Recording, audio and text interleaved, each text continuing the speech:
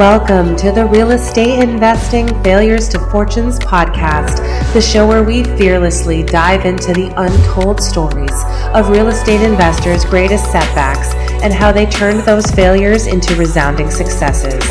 I'm your host, Kate Berry, and we're talking with real estate investors across the country to learn exactly how and why they failed, and how they took that failure and turned it into a powerful lesson for their business. So come along with me, Kate Berry, on this transformative journey from failure to fortune. I invite you to join our supportive community where together we can inspire, educate, and motivate each other to achieve all of our real estate investing goals.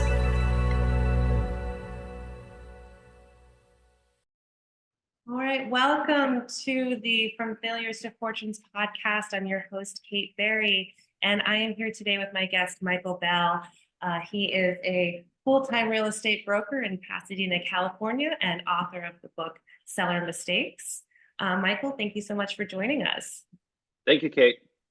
So as we know, the Real Estate Investing Failures to Fortunes podcast is a platform where we fearlessly explore the untold stories of real estate investors and real estate agents' greatest failures and how they overcame them to achieve remarkable success. So through our candid conversations with investors and agents, our podcast aims to inspire, educate, and motivate listeners by highlighting the transformative power of resilience and perseverance in the world of real estate investing. So, Michael, thank you again so much for joining us. Thank you for asking me. Appreciate it. Can you share a little bit about yourself and your background and how you got started in real estate? Oh, gosh, that's a great question. So I kept getting laid off from corporate jobs.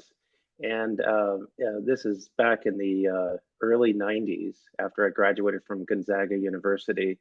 And it was not a very good job market. My grandfather was a retired builder, and he said, let's go flip homes. And I thought, what is that? And so I started flipping homes. He had a little bit of money, and we had to spend a lot of time with each other. It was great in the last years of his life. And I bought a bunch of homes in Pasadena and Altadena, which is right above Pasadena. And I was just flipping Fannie Mae homes. But what the interesting part about that was I had a hard time finding a realtor that did what I thought was necessary. So I got my own broker's license and started representing myself. And that folded into owning my own brokerage, and then realizing I didn't want to be a broker manager. I mean, managing realtors, as you know, it's a little tough. It's a full-time job, just managing the agents. That's right. It just really, I describe it as, remember that Super Bowl commercial? It was for Yahoo. And it was these cowboys out on the range, and they're trying to lasso a whole bunch of kitty cats that are running all over the place. Okay, yep. That was my life. I think anybody who's managed realtors will probably say the same. Yeah, that's dead on, right? Yes. So I stopped doing flipping, and I had my own brokerage with 10 agents, and I just didn't care for managing people. So here I am 20 years later, and I'm mostly representing sellers. And I've been the top broker at Sotheby's for the last 10 years. I've sold more homes than anybody else has at our Sotheby's office, at the Greater Pasadena office. And then I wrote a book, but we'll talk about that later. I'd love to hear more about your market and how it's going for you in Pasadena. You're in the luxury home market, or tell us a little bit more about the type of clients you work with in your market that you're in. The average sales price, well, here it is. This is February of 2024, just for folks in the future listening. But our average sales price is about $1.4 million, $1.5 million. And I guess that's a luxury market. It depends on where you're at. But for $1.4 million, that'll get you I would say you can get you a bungalow that's a 2-bed, 2-bath, that's in B+ condition, in a B+ neighborhood, a neighborhood that you feel very confident that you can walk around in. That's on about a conforming lot of about 7,500 square feet. But that gives you an idea of where the value is, what the prices are. And has that been increasing the past 6 months, or how are interest rates impacting your market right now? It's been increasing because and sales are down, but that's obviously just because there's not that much inventory. Yeah. So it's interesting. I don't know if you remember that stat a few years ago. It was a year and a half ago when they said that there were more realtors in the nation than there were listings, Yeah. and that's still the case. But they're not talking about it anymore, and that's Yeah. absolutely the case in the Pasadena marketplace, and really for all of Los Angeles, our sales are down. It depends on the area, but anywhere between 40 and 60% of the last 18 months. And Yeah. I think the projections in California are that's going to continue as long as interest rates stay over 4.5 or 5. That's right. So are you seeing, I mean, do you have seasonality in your market? Where we are in Vermont, we're gearing up for spring selling season. And so we're about to have lots of new inventory coming in the market. That's a great question, and it's a shocking answer. No, not really. I actually in Pasadena, believe it or not, in the Pasadena area, the worst time to sell is actually in August. August, if you look at graphs, August dips down, but if for the most part, even December is a robust month. We only have one season in Southern California, Right. it's nice. It's always pretty nice. But Right. August it slows down because people are finishing their trips. It's very hot in Sure. Pasadena area, and Really they've hot. everybody has settled down on schools, so Yes. that's why there's a slowdown, and it's really August, September. Nice.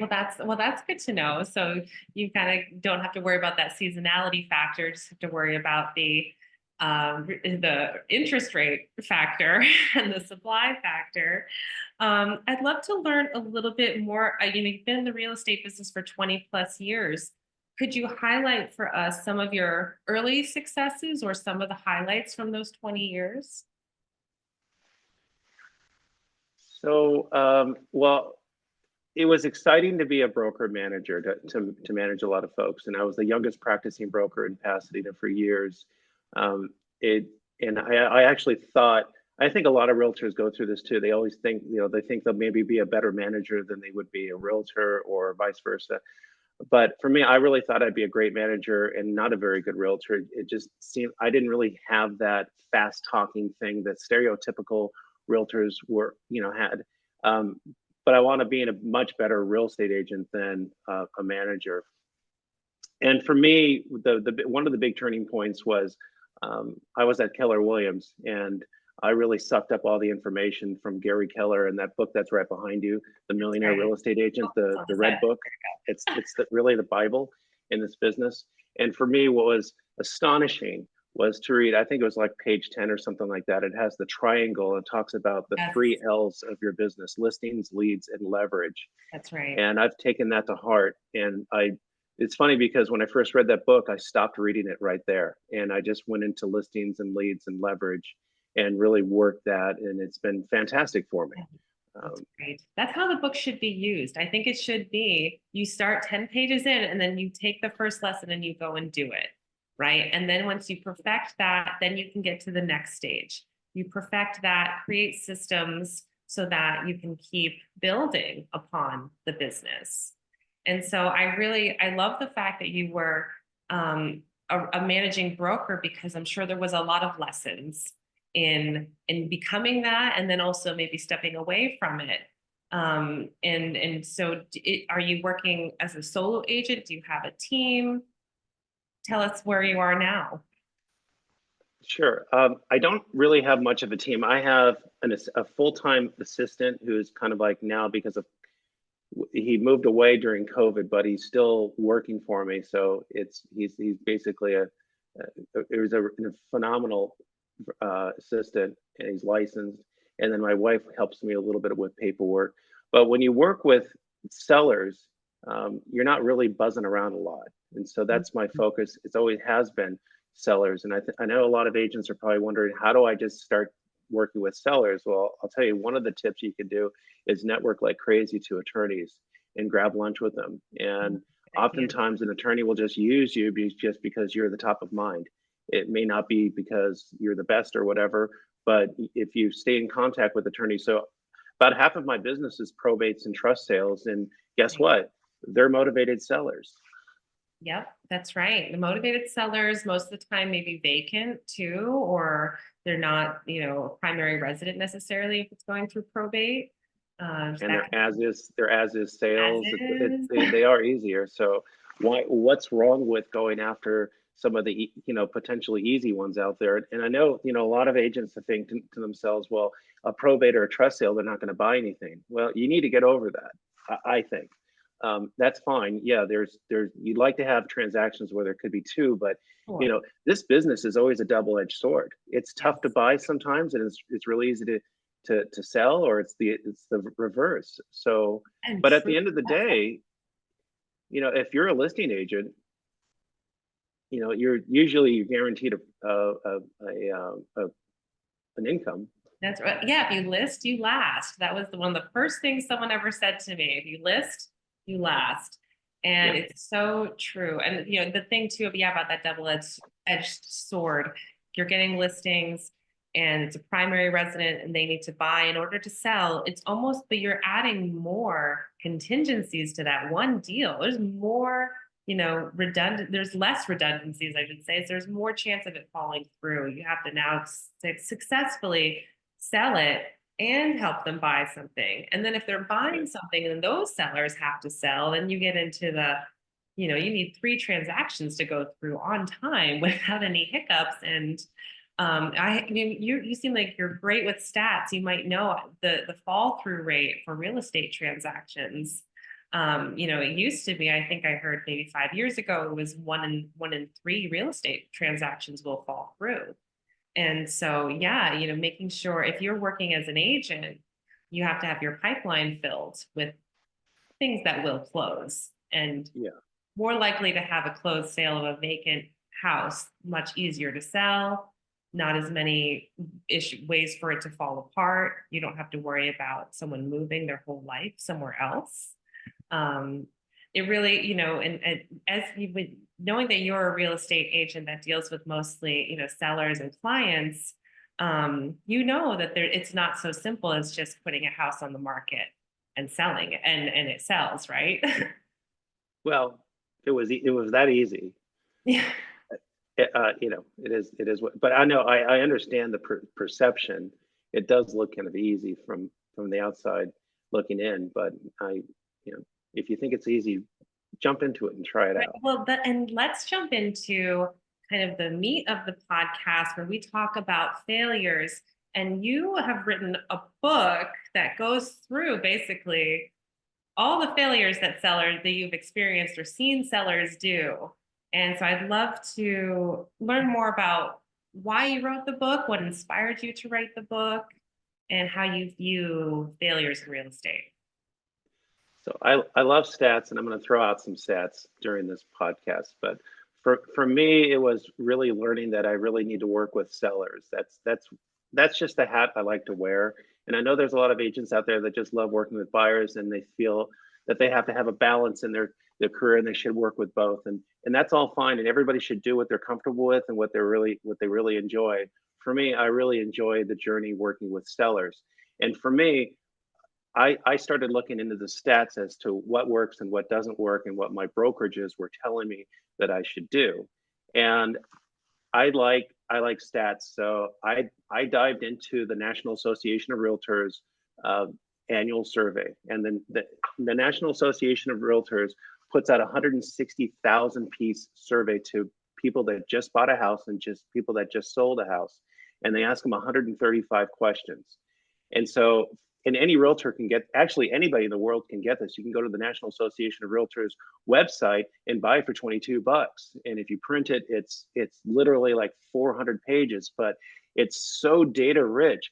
And so I started looking into those stats and learning like what works and what doesn't work based upon these surveys. And I was astonished. I was absolutely astonished. Um, I'm just going to throw out a really easy one. Real Yeah. estate signs. Real Yep. estate signs. The for sale sign. The for sale Mhm. sign that can't go viral. Did you know that has a less than 1% chance of selling a house? That's according to the National Association of Realtors, the for sale Wow. sign. But you have a huge chance of having an unwelcome visitor in your backyard when you have a sign out there. There's a That's lot of true. dangers of having, and we had talked about this before.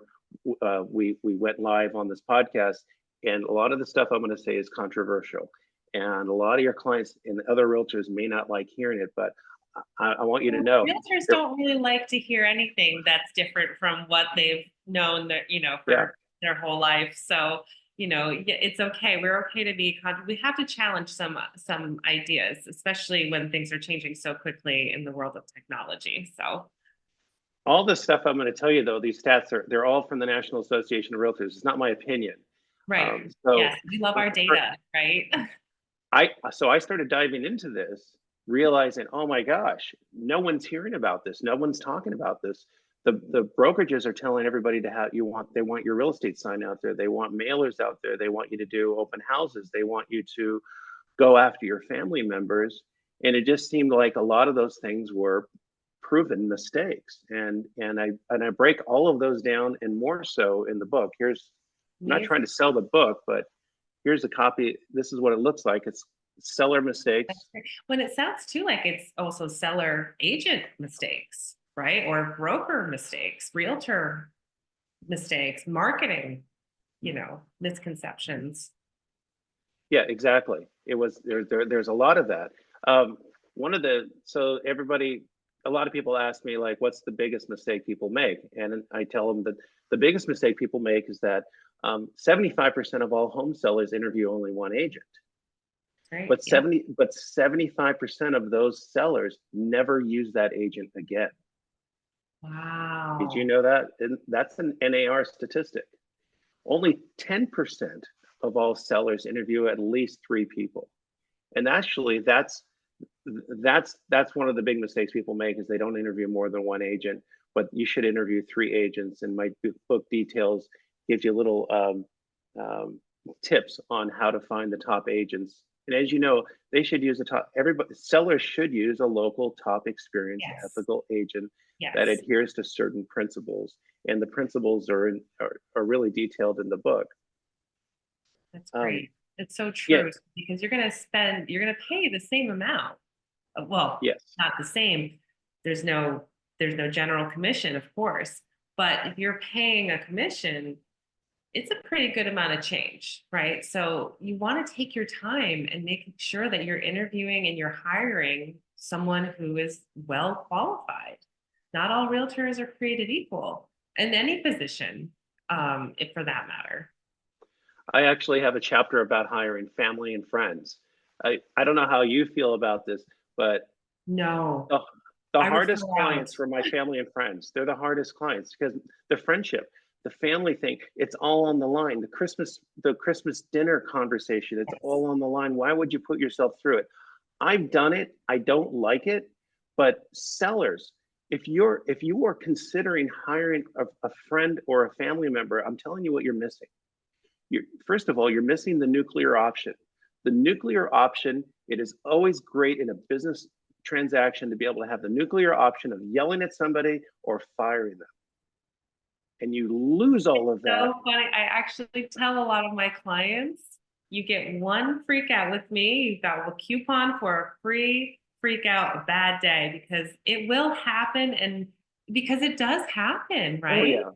It's This is this tough for a lot of people. stressful situation that someone can go through. And you may agree with this, that I think that most of the time you're working with sellers, they're working through a difficult life situation, right? The reason they have to sell is because of a death, divorce, job loss, change in health. Buyers are fun. Buyers are newlyweds. Buyers are first time buyers, second homeowners. They're excited. It's so fun to buy. Selling can be a different story. Yeah, yeah.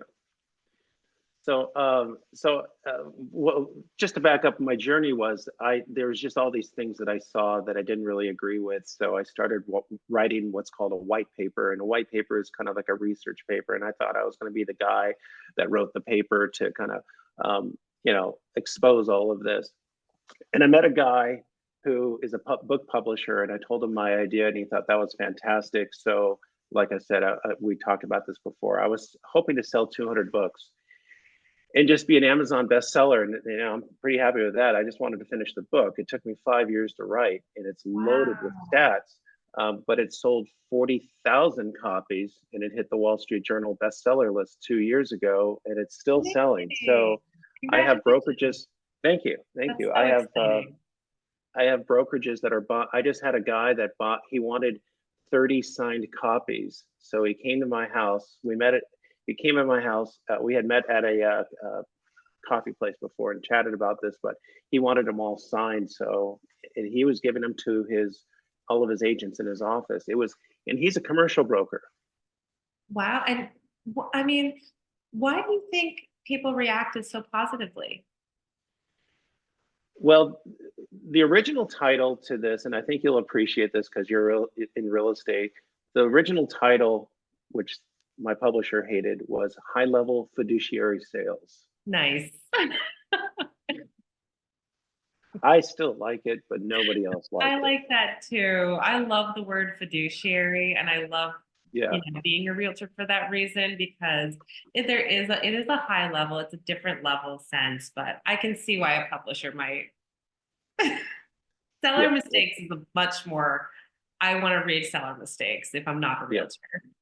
yeah, yeah. And just a little quick plug though, but it is available on Amazon, or you can go to my website, and if you want to listen to me talk for 2.5 hours, the audiobook is there for free Hey, for anybody.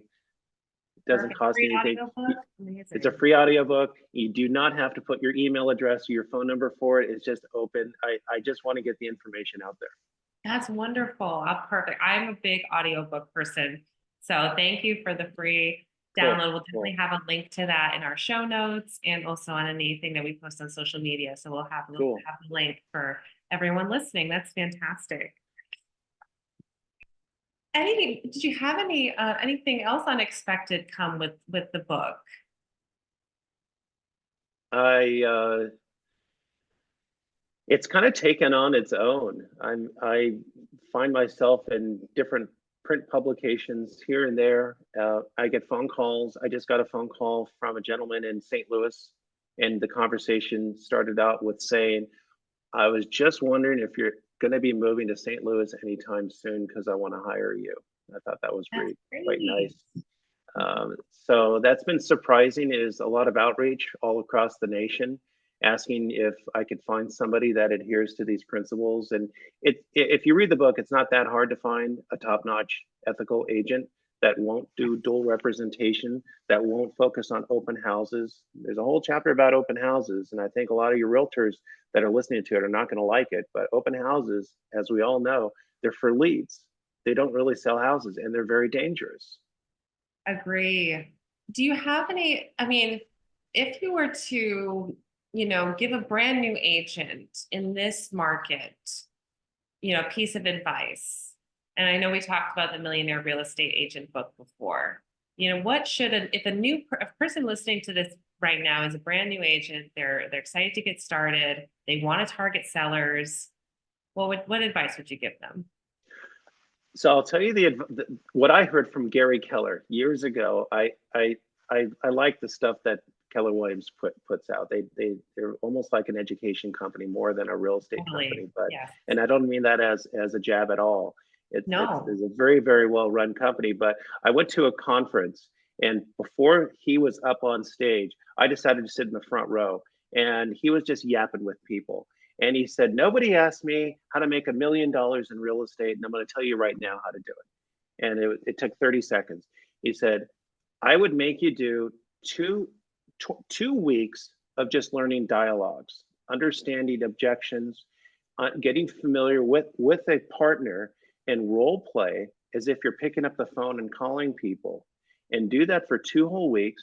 And then he said, I would give you a phone book and said, start dialing, and you'll make $1 million just if you know how to converse with people, if you know how to talk with people, if you understand the objections they may have, develop a relationship with them, get their leads, get their contact information, Yes, that's right. send them a Christmas card, have a go out with them, grab coffee with them. You don't have to spend $300 on a lobster meal with people. Just have coffee, be a real human being, be of service.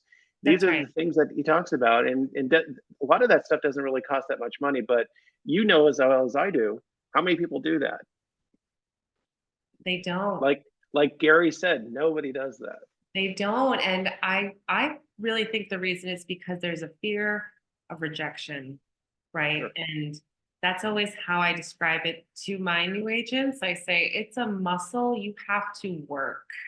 And if you haven't cold called sales before, you that muscle is totally atrophied. It doesn't exist. So the first couple reps of picking that phone up and making a cold call and getting a really harsh rejection or someone really pissed off on the other side, yeah, that hurts it. But once you kind of get a few of those calls under your belt, you realize you're working that muscle. And then you start to get onto the phone with people that are interested in you, that do want to hear what you have to say, that do want to meet with you.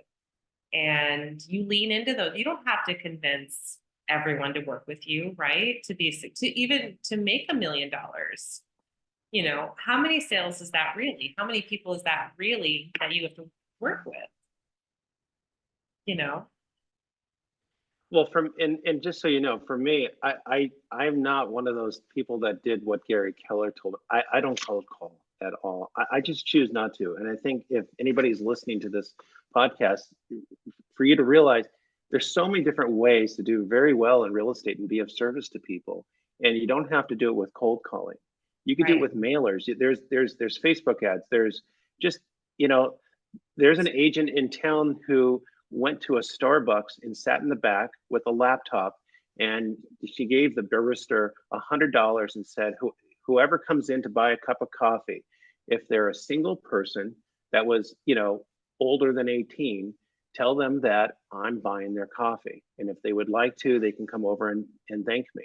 So for $100, you can get, you know, 20 people walking back to you saying, thank you for the cup of coffee. And then all you have to do is say, no problem, I'm a real estate agent. Is there anything I could help you with? Or do you have any family members that Yeah. could use my help?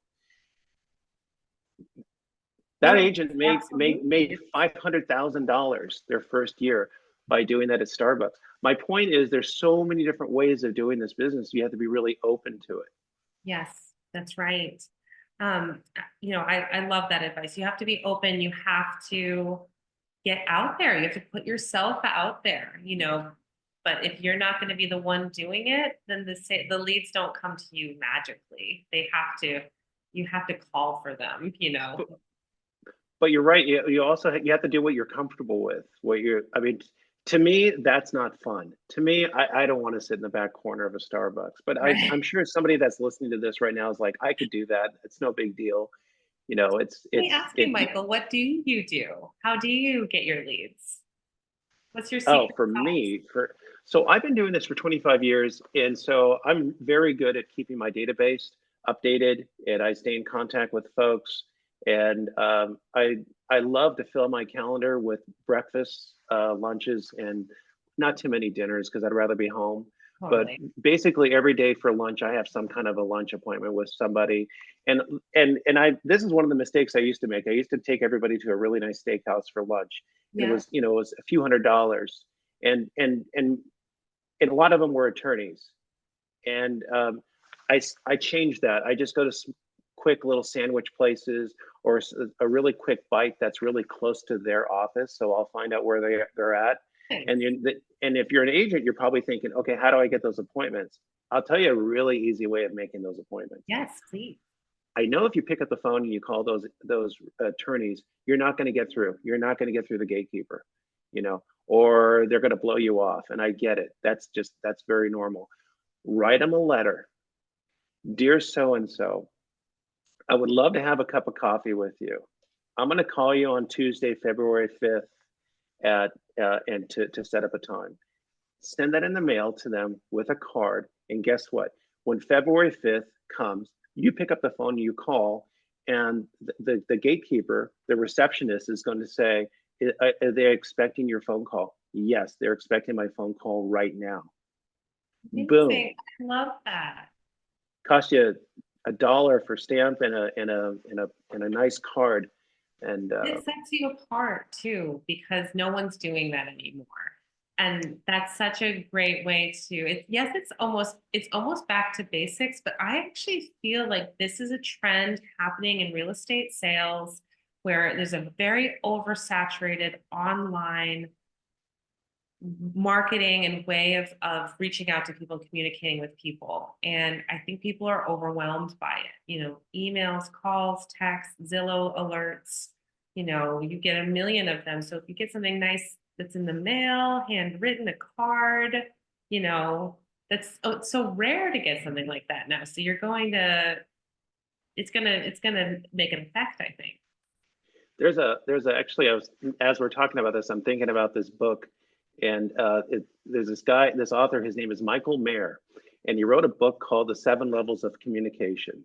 And Mm, if you haven't read it, it's a fantastic book, I don't but you don't need to buy it because I'll tell you the whole thing. So the book is about a journey of a real estate loan officer that is down on their luck and they can't get it going. And so the whole idea is he goes to the seminar and he learns he learns the way people interact with people and how they hire people and how business is done. And he breaks down different levels of communication. And most agents, most realtors hide behind their laptop, Mhm. and they think they're just going to get leads through Facebook ads and all that other stuff. And yeah, it kind of works, but it's not influential. And if you want to be influential with people, Mhm. the number one thing you can do as a real estate agent to be influential is to do seminars. You're getting people to come to you, you're giving them vital information, you're controlling it, you're looked upon as the expert. So I do seminars. The next level down is face to face, and that's dinners or just face to face. Mhm. The next below that, when you're talking about being influential, is voice to voice, which is the Mhm. phone calls. Mhm. And then right below that are personal notes and letters, Right. writing letters. But there's a way of writing letters. If you buy the book, he'll actually tell you how to write letters. You use blue ink and you don't use the word I. You make it about themselves. You put in a PS that you're going to call them, things like that. I And love then everything below that level of being influential is postcards and mailers and Facebook ads and emails and Yeah. newsletters. And so I don't do very much of that uninfluential stuff. I Yeah. do postcards and stuff like that, and I have a little newsletter that I send out. It has nothing to do with real estate because I want to stay in touch. But I do a lot of face to face, and I do a lot of seminars. Actually, I have seminars that I tie in with my book, and we do a book signing. Perfect. And I do dinner events, and I get a ton of leads that way. But anybody could do the same thing. You can, I mean, if you're in Vermont, you could do you could do an event around my book. Yeah, I love I that. know No, that it's a maybe great that idea, sounds like, especially, yeah, if it's an FYI for, sellers or homeowners who are considering, because a lot of people consider for sale by owner, before hiring an agent. And I'm not against for sale by owners by any means. I think if someone can, put their house on the market, get a good price, negotiate the deal, vet all the buyers, do, what has to be done in the transaction, get it to close, more power to you. But a lot of people, I think, will start out the for sale by owner route and realize, wow, that's a lot of work. And if you're having a seminar directed to sellers and you then provide them with free information, free value, but by doing that, you're showing your value and you're saying, exactly. this is why I'm worth X%. And suddenly they're saying, take my money, please. You know what? Guess what? According to the National Association of Realtors, how many people fail at selling their own home? What do you think that number is? I can imagine it's 95%. It's 92%. You're really good. Yeah, yeah, 92%. That's It's a big staggering. source of our leads we convert for sale by owners through building the connection with them. And we don't start it out with, hey, your pictures are terrible and you're never going to sell your house for sale by owner. It's, hi, for sale by owner. Do you need anything? can we give you something? Do you have the forms that you need? Do you know how to fill out a purchase and sale agreement? Can I give you some, would you like to come to a seminar of free tips and free food on how to best sell and market your home? Yeah. And then that's building the relationship, because yes, 95% of the time they're going to hit that moment where they say, I can't do this. I'm going to call Michael because I need a realtor now. And he's been there for me. It's funny, the National Association of Realtors tracks people's perception of real estate agents and if they need them or not. And every year for the last 20 years, on average, the response has been about 1% higher every year that people are saying they actually want a real estate agent. They feel like they need it. And the reason why it is so complicated, there's so much liability involved. You really need to have the right forms, the most updated forms. And it's really, it maybe one time it was, you could go out and get those forms from a stationery store or pull them off online, but I don't know what it's like in Vermont, but here in California, you got to be really careful when you're dealing with, an average sales price of about $1.5 million. Yeah, you You kind of screw want to make sure. you screw up, and it gets expensive. It's expensive. It's an expensive screw up, and the top performing agent, I think, should be able to demonstrate their value, as in, you will make more than you pay me in the end, and I'm going to save you time, energy, and worry and stress. So it's a no. It's how can you say no to a deal like that? I honestly believe that, and there's no stats out there, but I do believe that a top agent will make more money for a seller and create less headaches and sell it quicker than the average agent. And unfortunately, the average, I mean, 10 in our marketplace, 10% of the agents do 90% of the business. Yep. And you really should consider working with somebody who's doing this over and over again. I talk in the book about I liken it to, why would you hire somebody who does a foot surgeon to work on your shoulder? People do it all the time. Or a general surgeon. Don't use a general surgeon for special things, especially in real estate. Use somebody who's very local, who does it over and over again, that's got a great reputation, and that won't make these mistakes. And that you don't have to read the whole book, by the way. There's a cheat sheet in the back. It's 4 pages long. Oh, good. I love a cheat sheet. Yeah, but it doesn't have too many stats in there, but it'll really help. I think it'll help the average consumer. It's for them, it's an eye opener, and it's unfortunate that it's an eye opener. It really shouldn't be, but I think that's why this has resonated. I think that's why it sold 40,000 copies. Yes. I have to tell people I'm a full-time realtor, very part-time author. I'm not going to write any more books. It was, by the way, writing a book is like the hardest thing in the world. I don't want to do it again. I can imagine it's very hard to do. I mean, it's a labor of love, I'm sure.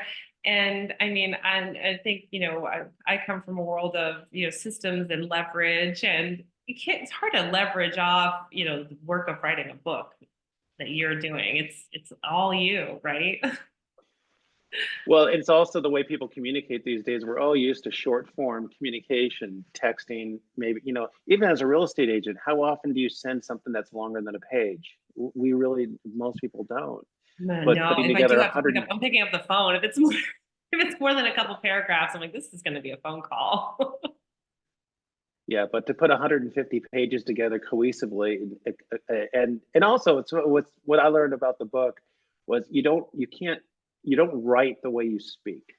Right. It's different. There's a different language.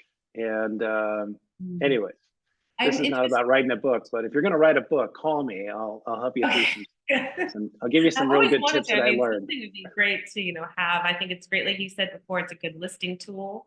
It's a good tool to use.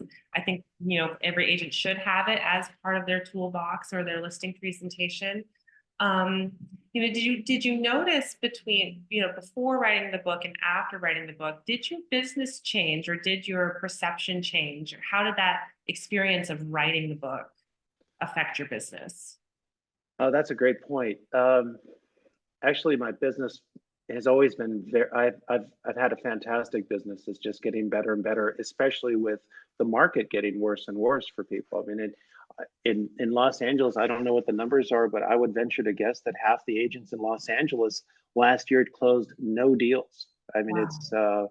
and I did 22 deals. So the book has helped me quite a bit. It's, if I have a potential client that's on the horizon of selling, I'll send them a book. And I'll let them know that these are the principles I adhere to. They're principles from the National Association of Realtors. They're backed up, and they usually read the book and then they pick up the phone and go, "I read that book. Thank you so much. Wow, you're the author of this book. This is fantastic." I have an agent in Spokane, Washington, that's using my book, and she sends it pre-sends it with her listing package, and she also sends them the website has the free audio book and lets them listen to it, and just lets her. She says, "I adhere to everything that this guy Mike Bell says," and it helps her business quite a bit. So That's wonderful. it's been great. It's nice to lean on that. And no, I didn't have AI write it. Just so you know. It wasn't really out because the book came out. The book came out 2.5 years ago. So no, and I wouldn't want AI to write it. No, of course not. No. I know, right? I guess now we do have some sort of leverage to use ghostwriters and AI ghostwriters, but I really love that the book, it to me, what I'm getting from the most is that you have to provide value to people. You have to come prepared, ready to provide a different perspective that may be a little bit challenging, but it's the right advice. And that's what makes a really great realtor, is someone that can give you great advice, that helps you achieve your goal, whatever that may be, selling quickly or selling at the highest price, or just helping you, achieve that with expertise and consultation. And then you use the actual book to provide value to your current clients. So you are doing with it what you advise within it. So I think it's really great. There's another thing here to think about too, is that a lot of sellers, if they're interviewing multiple agents, they're going to hear the same thing over and over again. And the brain likes to see differences. The brain is always looking, because if you sound the same, it all has to do with your commission. Right. You're treated like a commodity. But if you can be different, right. There's a lot of different ways of being different. But what I chose to be different was to tell them things that I know the other realtors are not saying. And I tell people right up front in the first 2 minutes of my interview that I won't represent a buyer on their transaction. I don't believe in dual agency. Dual agency is actually against the law in multiple states. But I tell them, whoever you're interviewing, they should be able to offer that within the first 2 minutes of meeting them, because it should be that important. Because it's really hard to get market price. At the end of the day, sellers want market price. There's no such thing as over market price. Right. Market price. Well, market, yes, it's what someone is willing to pay for it. But if your agent is also representing the buyer, that's not necessarily the market. That's not necessarily the market. So right. it's a gamble. But if you can be different and be of service to people, that's what people are looking for in real estate agents. Because, frankly, we're not regarded very highly. For a lot of people. No, definitely no. But if you can, I even talk about commission breath. You shouldn't have commission breath. We all know what commission breath is, the salesy part. But if you're there to be truly of service to people, give them information, and a lot of these hacks, these great information tips are all in this book, that you will resonate with people and you'll win that business. Absolutely. And you'll get referrals, because at the end of the day, I tell my clients, my job is to do such a great job. You're going to tell all your friends about me, because I don't like to do cheesy marketing. I rely on word of mouth. And so if that's okay with you, after we close, can I reach out to you once in a while and ask if you know anybody who could use my help? And guess what? Everybody says yes to that. So you got to, know what to say to people, but right. You need to just follow up with people. So yeah. I know we're going off on tangents, but no, I think it's great. There's a lot to love that kind of the going against the grain is really just about being genuine and bringing your value to the table, and yeah, not necessarily going along with what everyone else is doing, because if you're doing what everyone else is doing, you're probably doing something wrong, or you're not able to truly provide value if you're just the same as everyone else. So your value and the things that you advise on work, obviously. Yeah, so the proof is in the pudding too.